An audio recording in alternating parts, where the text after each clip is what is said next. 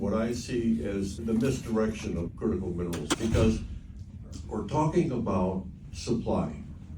That's very little interest. It's demand that's the problem, okay? And demand is not, it's not our demand that's the problem. That's what you don't understand.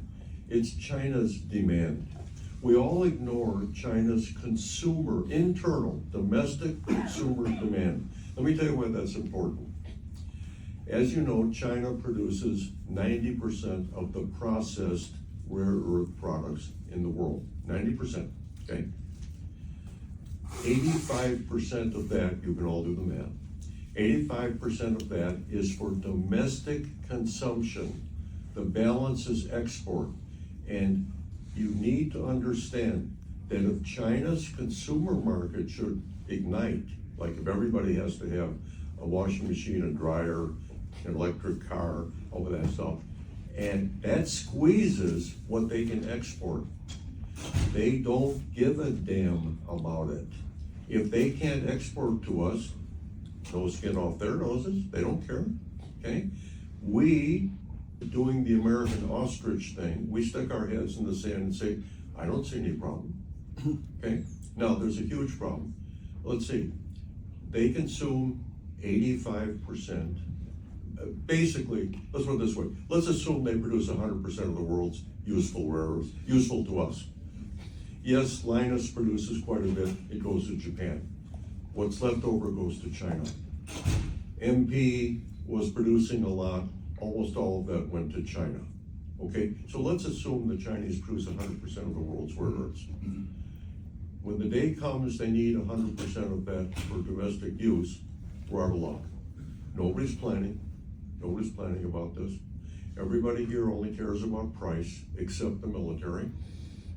The US military doesn't give a damn about price, as you well know. Every April 15th, you can figure it out. And what they care about is delivery on time, okay? So they need, the military needs, we think, about 1,200 tons of rare earth permanent magnets a year. That's for all their uses, okay? So what do? They engaged a German rare earth permanent magnet company, the only major commercial producer in Europe, and it's moving its operations to Sumter, South Carolina? Sumter? I don't know. Okay, and then they engaged the only metal maker in the Western world, Less Common Metals of Great Britain. They're building a plant adjacent to the Sumter plant. Then they engaged, so far, Linus of Australia to build a 5,000-ton rare earth separation plant in Texas, originally for 160 million, now at 560 million, and they have not started yet, okay? And then they decided they'll use MP as an alternate supplier for raw materials, and so far we're up to about $1 billion, okay? They could care less. What they're now pressuring all of these components of the supply chain for is delivery. They're supposed to have commercial production of the magnets they need by next year. That date will not be met, okay? But let's switch back to the civilian economy. They haven't done a thing, okay? I'm from Detroit. Once, before many of you were born, I was an automotive supplier. Okay, and they have not got a clue about rare earth permanent magnet motors. They don't buy magnets, they buy motors. They don't have a clue about the supply chain. General Motors decided we'll go with MP because it's easy to spell, MP, okay? And so they said, you guys will deliver us the magnets, we're gonna build our own motors. Well, that motor factory plan got sort of sidelined. MP admitted to them they couldn't make the magnets. LG Electric makes the electric motors for General Motors through their licensee Magna in Canada. The magnets come from a company in Shanghai, okay? when I talked to General Motors purchasing, they told me, we don't care about tariffs because the cost of building an electric car is, let's say it's maybe 75% of the selling price, maybe, okay? So a typical electric car today from General Motors is $60,000. So $45,000 cost, right? So the magnet in a rare earth permanent magnet motor today, if you buy it in China without a tariff, is about $125. If you buy it in Sumter, South Carolina, it's about 2 or 3 times that, but that doesn't matter. Okay, so General Motors is thinking this way. If they put 100% tariff on, so it adds $125, right? Now, normally, we would say that's a delivery charge for your car. You know, we put it in there. But we're afraid that our friends at Stellantis, Ford, Hyundai, they won't add any price. So we'll keep the price the same, and we'll pay our president $21.9 instead of $22 million a year, and that'll solve the problem. Okay. Now, in the meantime, I talk to the Chinese, I go to conferences where the Chinese are present. And they have, most of the Chinese companies have American representatives, or in the case of the largest, they have Dutch people who speak English, okay? So I was talking to them, and they said, listen, we don't think we're gonna lose the American business. You don't wanna lose the American business because it's substantial. Excuse me. Can't turn it off, right? If I step on this, it will stop. Okay, good. Anyway, so the Chinese are telling me, what can they do? Their government tells them what to do, okay? They have no choice, but they want the American business. The fellow from one of the very largest Chinese companies said to me, he said, look, he said, that's 25% of my company's business. We're not about to lose that, okay? He said, okay, we'll make it, we're gonna build a factory in Mexico, you know, to take advantage of the takers never the chance thing, okay? And they didn't, because the Chinese government told them to stop. Okay, not the Mexican government, Chinese, okay? Look, China is producing today 54% of refined copper in the world, okay? China, as you know, is overbuilt their housing and large buildings, okay? So the reason I'm mentioning that is that, yes, an electric car uses 100 to 200 pounds of copper, that's true, okay? But what do you think this building used, okay? Now, here's the difference. You're gonna recycle an electric car in a few years. This building's gonna take a while. I used to tell people, when you fly over New Jersey, you're looking at what happened to all the copper mined in Utah, all those lights. And I don't know about you fellows here, but back in Michigan, we live in a house for a long time. So recycling housing wire or wire from the construction of buildings or street lights or the grid, that's decades. That's not like cars, okay? You know, the average life of a car in America is today 15 years. Now, you may not believe that, but that's the number, okay? So every 15 years, they recycle enough steel, copper, aluminum, platinum, palladium, rhodium to build that year's number of cars, okay? But of course, we've been doing this for a long time. So every year, we really produce enough from the scrapping of vehicles to reproduce them. In other words, what's the critical problem, okay? Now, we recycle steel. Electric car furnaces are fed with steel, okay? Copper, recycled all the time. We're the world's biggest recyclers of lead. We even have, in case you're not aware of it, platinum, palladium, and rhodium recycling in the United States, so catalytic converters, etc., spark plug. Okay, that's a big business here. And it's severely reduced our need to import metals. But we still do import metals, okay, for new construction. But this is, to say, and coming from me, this is obvious, this is a mature society, okay, economically, and as far as our need. What we're ignoring, folks, is other people. That's where the demand is coming from, okay? And if you think that as South American demand increases, Chile's gonna say, well, we'd like to wire houses in Santiago, but we'd rather sell copper to New York. Don't believe it, okay? Africans are waking up, finally, and like the Congo, Democratic Republic of the Congo, the president of the Congo is saying, hey, you guys ever hear of value add? At the Sorbonne, where I took my degree, they were telling us about value add. We never heard it from your companies. So they're telling, I was involved recently in an aluminum project in the Congo, and they're saying, how far downstream do you go in the Congo? Well, you need a lot of electricity. Okay, we will provide that. Obviously, they have the bauxite mineral, okay? And then you produce aluminum metal. Now what? Well, what can you make from that in our country? This is all over Africa, this discussion, okay? Value add, what does that do? It reduces the export of those materials, okay? And if you say, well, we'll just pay more, that doesn't work in societies that are a little more dictatorial than ours. Because they say, that's nice, but we need the stuff.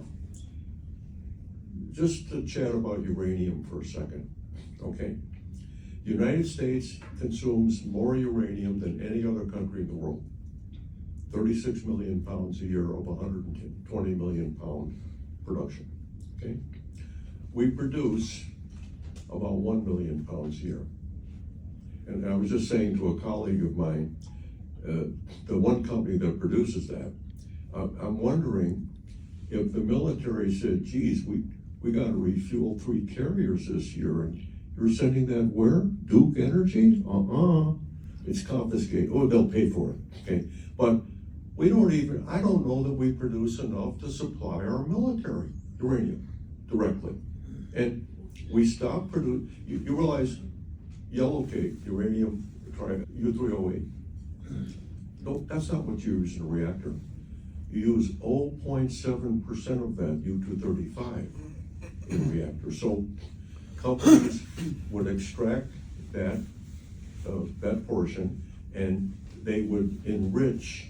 They would take uranium from 0.7 to maybe 20% U-235, things like that, called enriched uranium. And that's what the fuel rods are made out of in a nuclear reactor, in a power reactor, okay? Now, we used to have 2 companies here doing that. One was an Anglo-Dutch group, and the other one, I think, was an American company in Missouri. I don't remember the name. Anyway, I don't know that any of that is done here anymore, okay? And we do have one new company that I think is going to do that, Centrus, okay? But we've been buying our nuclear fuel from the Russians, 40% of our fuel. In other words, believe it or not, the Gerald Ford probably has fuel rods made by Rosatom, okay? So that's just the way it is, okay? And if you look at the sanctions carefully, I'll bet there was no tariff on fuel rods, betcha, okay? Anyway, 40% of our stuff comes from the Russians. The rest comes from places like Japan, Kazakhstan, Kyrgyzstan, things like that. Those names probably don't sound familiar to you. That's the actual fuel for a nuclear reactor, okay? And we produce in this country, I don't know, of our needs, 2% tops, okay? Of our fuel rod needs, I don't know that we produce any. We may, I'm not aware of it, okay? So, we're totally dependent on the kindness of strangers for our nuclear power. Guess what? We have 94 civilian reactors in this country, the most of any country in the world. In case you don't know it, 20% plus of your power comes from nuclear reactors. And yet, your genius politicians are saying, shut those places down. Great, okay, it's fine with me. I'll go in the candle business, okay? We have a situation here where that's basically, do we even talk about supply of uranium? I've never heard anybody talk about it. Okay? And demand is out of sight. Demand is 33 times our annual production. Is nuclear power important in this country? I guess we could do without 20% of our power and without our Navy. I guess we could do without, okay? Why isn't anybody talking about this? Okay? Is the problem insoluble? I don't know. But nobody seems to pay attention to this demand side of the problem. Well, now, I know you're all going to think about critical materials, or what gallium and germanium and rare earths and rhenium and zirconium and other things you never heard of. Okay, and every time there's a crisis like this, or a so-called crisis, you can be sure that there'll be companies started, zirconium are us, rare earths. By the way, I'm searching for bologna sandwiches, but I found rare earths in the dirt underneath the cart on the street. Okay, I hear this all the time.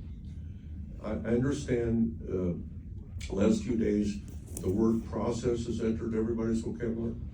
Okay, so that people are finally figuring out that the supply doesn't matter if you don't have the processing.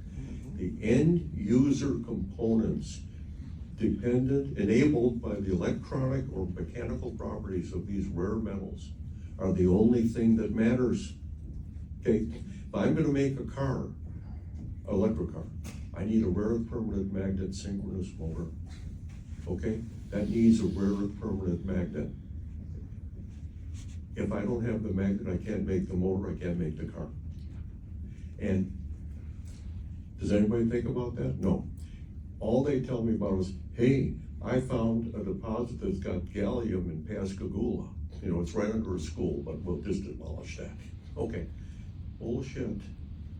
Okay, the only question I ever ask anybody coming to me with these nonsense stories is, when you deliver me a kilogram of germanium, what's the cost to me?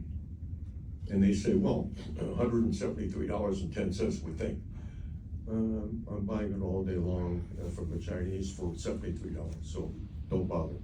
Well, it's national security, critical, blah, blah, blah. Okay, suddenly they're finding the germanium in every zinc deposit. The residue contains germanium, besides silver, germanium, okay? All the coal ash in the world contains germanium. Suddenly, all of the new companies are popping up, okay? But I do admit, Tennessee Zinc, which actually has germanium, is thinking they should process it out of the residue. They're trying to figure out if they can afford it, okay? And all aluminum smelters, dirty word, right, smelter, they produce gallium in the residue, okay? Gallium presents at 5 to 50 parts per million in aluminum. So aluminum's not exactly the most expensive metal in the world. You want to extract 5 to 50 parts, it's expensive. It's never going to be profitable. Well, you know who produces the most aluminum in the world? That's right, Chinese. They also produce all the gallium. And guess who processes most of the zinc in the world? Damn, that's Chinese again. And who produces the germanium? Chinese. We didn't think this out. We were completely focused on profit, not production. And now the chickens have come home to roost. In my opinion, we'll never catch up with China. We can't. Okay, their investment in time and effort is too massive. They have been out in the world for 25 years, ensuring they've become the world's center of industrial manufacturing. They plan that goal for 2049. They're ahead of schedule. Okay, we can supply ourselves with whatever we need. We will never be a supplier to the world of these materials again. In case you don't know it, back in the 80s, America was the world's #1 supplier of rare earths, germanium, and gallium. Believe me, I was involved in that, I know, okay? None of those is true today. We import zirconium. So what, right? What's that? Part of making nuclear fuel rods need that, okay? Hafnium, same thing.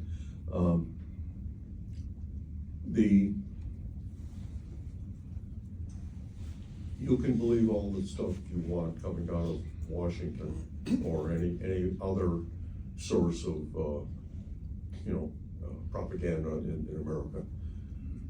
We can't compete. We can be self-sufficient. It's going to be costly. We will never be economically competitive with China in these so-called critical materials. It's just too late. Okay, sorry about that. That's my talk. Okay, and so you can throw something at me, making money, please. Thank you. Any questions? Any point of optimism to share? Oh, okay. I said, is there any point of optimism to share? No. I have some optimism for you. Okay. Chinese population is going to go down 20 to 50% in the next 10, 20 years. Okay. 50%? You can tell my grandson then, I won't be around for that. Thank you. Okay. But that'll engender many changes that you're talking about. Okay.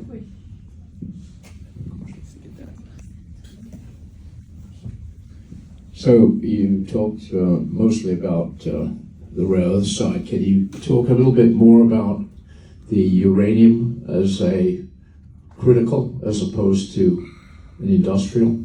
Yeah, well, uranium is super critical, okay? And it is a matter of economic life or death for the United States, okay? It doesn't matter what you think about nuclear power. It doesn't matter if you mistake nuclear reactors for weapons. None of that matters. 20% of our electricity comes from nuclear power. Our entire Navy's striking force is nuclear powered, okay? If we don't have uranium, we can no longer sustain either one of those. We do not have sufficient uranium in the United States to supply ourselves. We need to trade for that. The world supply of uranium at current demand is 60 to 100 years. If China continues building reactors, Germany has some attack of common sense and goes back to nuclear power, that 60 to 100 years becomes 50 to 75 years, okay? Now, nobody here thinks about anything beyond tomorrow. We have to think about this. We have today one uranium processing mill, Energy Fuels, in Blanding, Utah. One is producing approximately 1 million pounds of uranium U3O8 yellow cake a year, okay? It has capacity of 8 million pounds. We need to support that. If that mill got to 8 million pounds a year, it would be able to supply 25% of our needs, okay? That one mill, that's a national champion company. Nobody pays attention. I'm sure most of you have never heard of it, right? You need to hear about it. It's the key company in the uranium space in our country. But Cameco's under the... Cameco's Canadian. Are you sure we're always going to be able to trade with Canada and even Well, kill? I'm assuming that we can... Sorry. You know, when I go to Canada on the train, I claim to be Canadian. I mean, I don't want to get shot. Okay, so I mean, you know, for the next 3 years and 9 months, maybe Canada's not going to be such a reliable supplier. No, they're not going to sell to China, probably, but I don't know. They certainly sell to France, okay, and France is the second largest user of uranium in the world, okay, because the French people, I spent a lot of time. I love France, but no matter how smart you think they are, they decided not to be fossil fuel dependent on power a long time ago. 80% of their power is coming from reactors. And the French are very big mining uranium in Africa. Old reactors. Remember the empire, Niger? Yeah, that's French. They're getting kicked out of there by the Chinese and the Russians. I'm sorry, can't hear. I said they were getting kicked out of there by the Chinese and the Russians. Oh, yeah, no, but that was bound to happen, okay? I'm just saying, historically, okay, if you've ever been there, everybody speaks French in former French Africa. And they enjoy, and all they talk about is their last visit to Paris. I don't hear that in British Africa, Yeah, people speak English, but they're not saying, gee, I gotta get to London, okay? But if you talk to anybody in the former French Empire, anywhere in the world, they say, yeah, I was vacation in Paris last year. I'm going to Paris for this and that. The French were real good at that, okay? So they have a lot of goodwill, and they're gonna get uranium for a while until the Chinese beat them Except out. for Algeria. Jack, it's, Sorry. interesting point that I just recently heard, was that Ontario generates 60% of their power from nuclear. Right. But the point I really want to raise, just as a reminder and as a factoid along that line of thinking, the question I wanted to ask you is, if it were Jack Lifton's world and people listened to you, Yeah. what would be the 3 top actionable recommendations you would recommend? Well, I would say we must become self-sufficient again in copper. We must open the mines in Arizona and Alaska, which will make us independent. The original world's largest copper mine in Utah is still functioning, okay?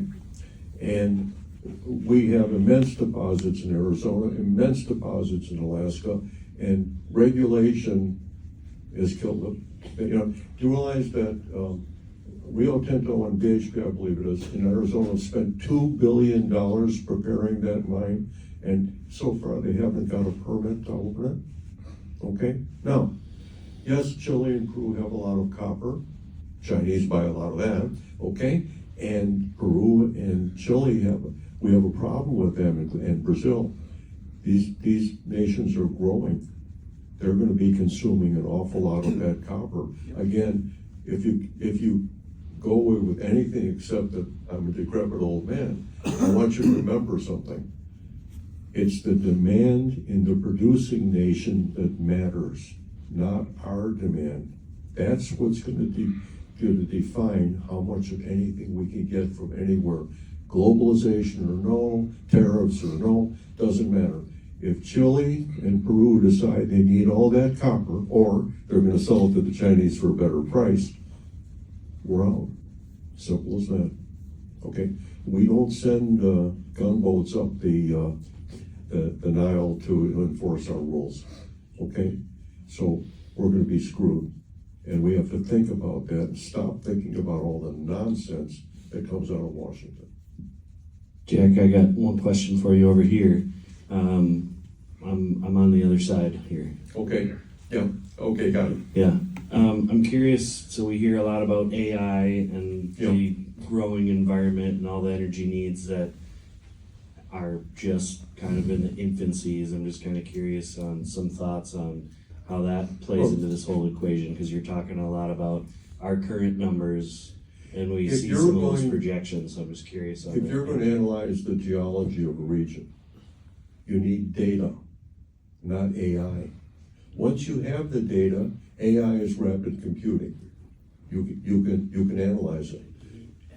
I have a friend, he passed on now, a geologist, and he told me that when he went into Canada's Northwest Territory, look as it happened for tungsten, he said he needed just 2 tools: the pickaxe that a geologist uses to break a rock, and a case of a single malt scotch.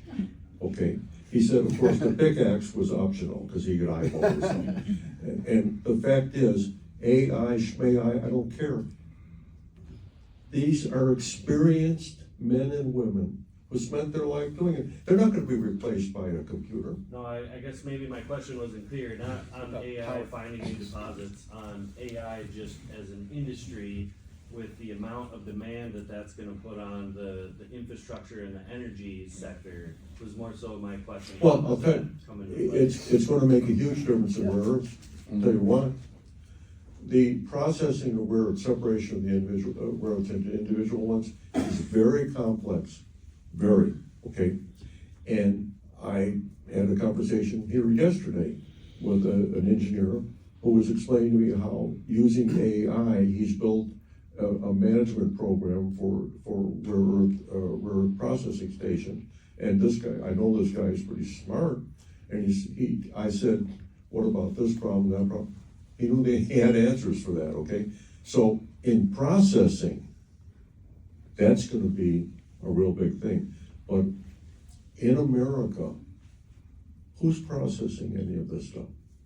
See, the one thing I'll point out, they asked me in Washington, how are we gonna find people to do this? I said, well, there's the graveyard, assisted care, and I believe some seniors still live in individual housing, okay?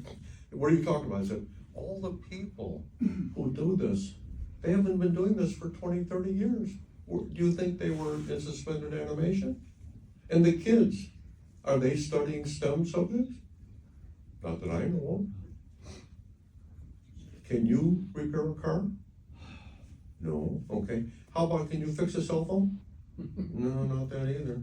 Okay, how about a typewriter? What's a typewriter? Okay, so, my dad had an auto body shop. He put me to work when I was 15. I'm sorry, Tom, I have to say this, okay? And when I couldn't fix something on a car, he said, you're as stupid as I thought you were. Okay, I stay up all night. Next day, I could rebuild that carburetor. Okay, because, I needed my father's approval, right? Anybody that you know can repair a carburetor? I know, what's a carburetor? There's your answer.